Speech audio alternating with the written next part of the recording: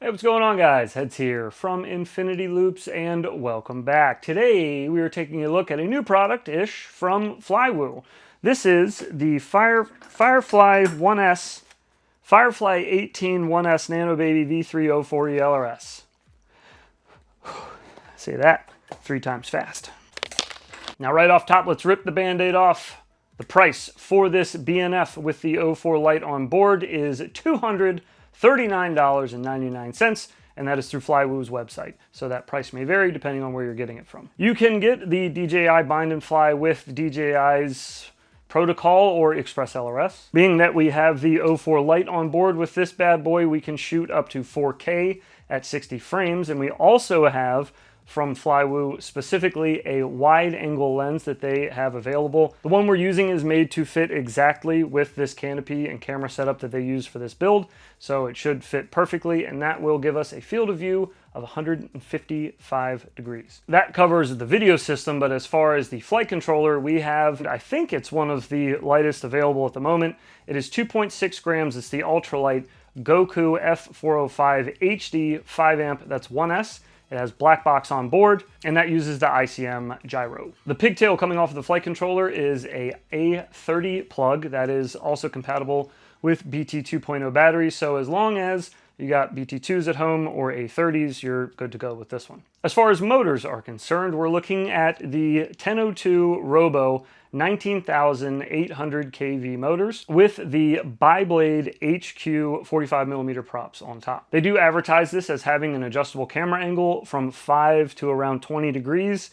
That is true, although you can't really use the wide angle lens with it. We'll get into that in a little bit. Your BNF kit should also come with various quick swap battery holders. There should be a 450, a 750, and a 1000 milliamp holder. These are all fit pretty snug for whatever size batteries you got, the 450, 750, or 1000. I've been using Flywoo's batteries as well as some Hobby King batteries, as well as some Weebly batteries, 450s to be specific.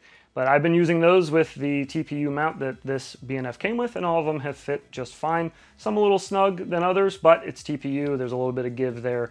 And honestly, if it's a little more snug, I personally feel more comfortable with that than if it's kind of loosey-goosey in there. Phrasing?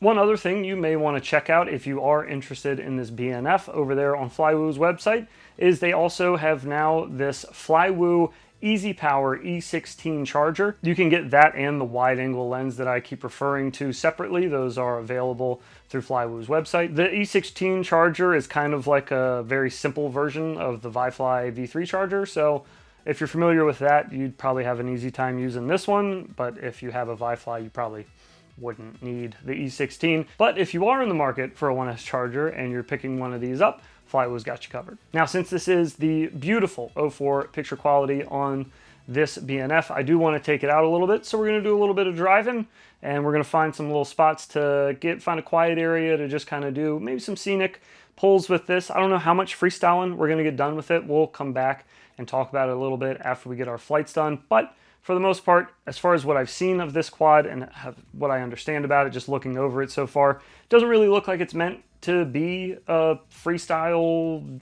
04 kind of shredder. It looks more like a very quiet, nimble, perhaps cinematic cruiser for outdoor occasions where you don't need ducts.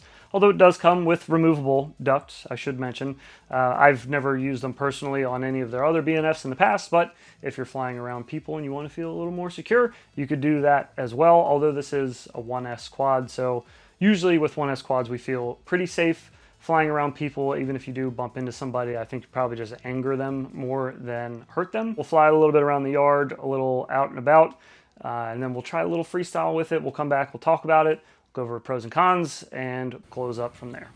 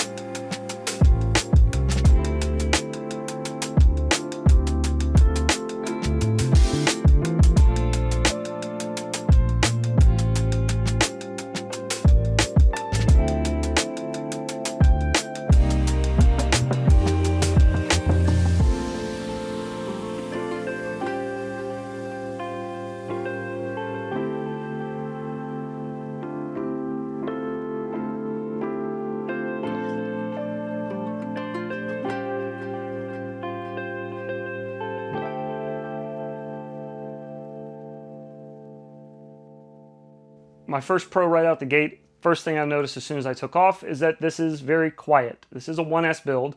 It's a little heavy, but it is a 1S build. So we're not really dealing with real threatening sounding quad flying close to people. This would be a little more of like a dull hum that you hear it, it's obviously there, but it's a lot less threatening sounding if you do want to fly it around people or maybe through like a quiet park area. It's not so disturbing for everyone around you.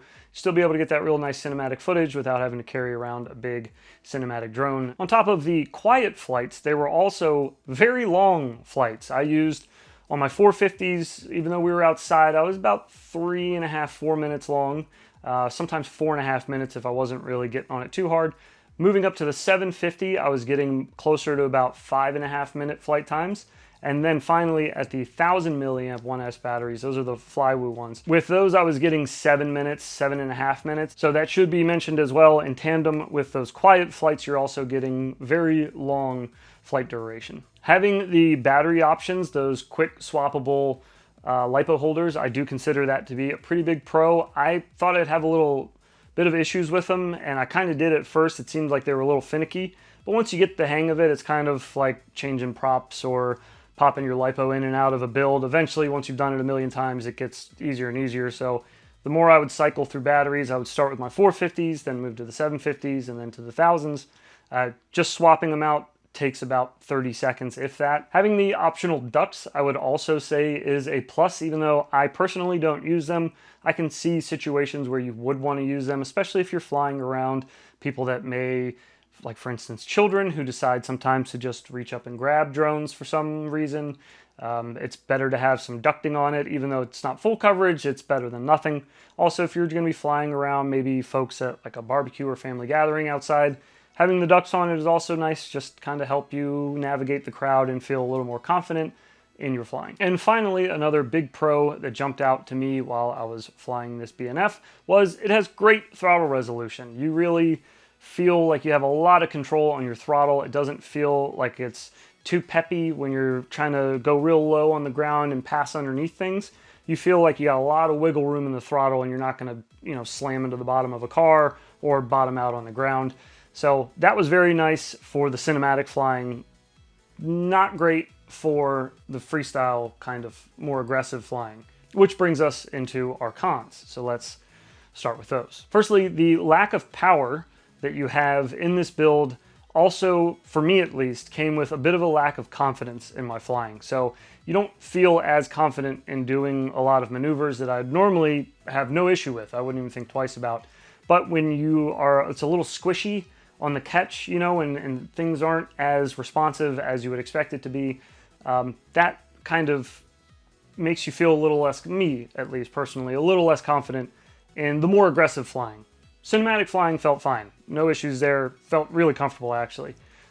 But once you get a little more aggressive, you really feel like you're kind of flying by the seat of your pants, like you're just catching yourself out of dives or power loops or anything aggressive. Moving on to the next con for me would be that even though it does have adjustable camera angle and it's only just a little bit, it's a cinematic quad, so you really don't need that much camera angle, but even with the adjustable camera angle, I really preferred to use the wide angle 155 field of view lens, but every time you slide that in, it seemed like it moved the camera like the camera would only sit one way with that on. So even if I tilted the angle down some, if I put the lens in, it would move it up. Maybe I was bumping it, but I really just kind of felt like I couldn't get the angle to stay anywhere besides where that lens wanted it to go. So could be me, but it felt like the adjustable camera angle kind of goes away if you're using the 155 degree wide angle lens. The other thing I wanted to mention, even though it doesn't come with the wide angle lens, if you're going to be using it, it is very nice. The picture is great. To have the wider angle is really, really nice. But now, if you think about it, and I found out the hard way, but now you have, as opposed to just your camera lens to keep clean, you have your camera lens and then the inside of the wide angle lens and then the outside of the wide angle lens. So keeping everything dust free and speck free, because there's little air holes in the canopy, which is great because it cools off the O4 light unit. That also is kicking dust and everything else up and around and behind the camera. So there is an ability for dust and things to get onto the camera that way in certain circumstances. But the other thing is that I would just notice kind of like little glares I could get to happen because of the layers of glass there, the two lenses next to each other. It's not really a con per se because you don't have to use the wide angle lens, but if you prefer to use the wide angle lens, it was just one thing that I noticed. So I was like, well, that kind of sucks that I have to try to keep, as opposed to one lens, which I'm horrible at keeping clean anyways. Now I got to keep three basically with the wide angle having the two sides on it. And final con for me would be that occasionally I could get the props to appear in the bottom of the camera. It was more in very aggressive maneuvers or when applying a lot of throttle and sweeping into a turn really hard. I could get them to appear just for a moment, occasionally, just kind of pop up there for a couple seconds. But I'll try to include some footage of that so you can see what I'm talking about. If you're not flying very aggressive though, and you're flying a little more tame and level, like you would in a cinematic underpowered quad, you should have no problem with that. I was just able to do it if I was a little more aggressive. And that's pretty much it for the cons. I really didn't have a hard time adjusting to flying this. I really like the build itself is extremely clean and well done. I think Flywoo kind of has a reputation for taking extra care and doing the extra little things like Nick Burns always mentions, the little speed tape or whatever it's called. He said the proper name of it, I already forgot though. But you know what I'm talking about, the tape holding the motor wires down on the arms. Everything is nice and neat and tucked away clean. There's no wires sticking out everywhere. They took the time to think about the little things, like I said, the little vents. They're kind of like a ram induction on a car. If you think about the air's coming forward, this is like a scoop open, not cowl, but yeah, a hood scoop, basically. It's just pulling air in, forcing it down onto the DJI O4 Lite and keeping that nice and cool while you're toting around in your yard or park. You don't really have to get this for like filming nice things. You could just get this because you like nice picture quality and signal, and you can just fly around and cut through, I mean, weaving through the trees out front. I weave through the trees out front all the time because they're just big, spacious trees, and there's a lot of room in there to fart around. So it's always very pretty. But doing it with an O4 Lite with this much control at the throttle resolution in this, I mean, you can't beat that. I've done it with whoops 1,000 times, cutting through that tree. Never have I felt like I had as much control as I did with this one. Just able to keep everything nice and under control, nice and slow, and consistent also, keeping my speed consistent when moving through things. You don't really don't feel overpowered with this. It's kind of a bad thing, I guess, if you're getting it to freestyle. But as far as for cinematic flying, I think that's actually a plus for me. So Flywoo, I think for what they set out to do, to make a 1S version of the O4 Lite with the 45mm props and everything, I think this is pretty damn good. I don't know how much better you're going to get than this. However, I do think a 2S version of this would be phenomenal. So I will leave you with that. Leave your comments for me down below, your opinions on this. I'd love to hear it. Again, I feel like this is very niche, so if you maybe can think of another reason why somebody might want to pick one of these up, or maybe you picked it up and you have found a different use case for it, please let me know. I'd love to hear about it. I want to know what you guys are doing with these, if anybody's picked one up for themselves yet. I'll also include a link down below where you can pick one of these up if you'd like to. It's an affiliate link, I know. I appreciate it if you guys use it, but don't feel obligated to use it. I'll also try to find if it's available in some other places. Maybe if it's a little cheaper some places, I might try to leave those links down below as well. I'll look around for you and see what I can find.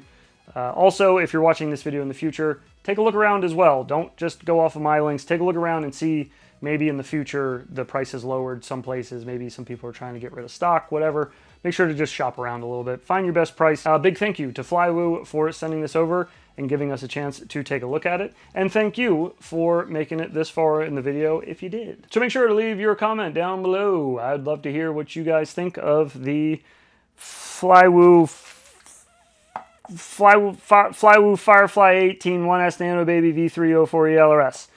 Thank you so much for watching, guys. Take care of yourselves, and we will see you in the next one. Yell louder, Daddy. Ooh, ooh.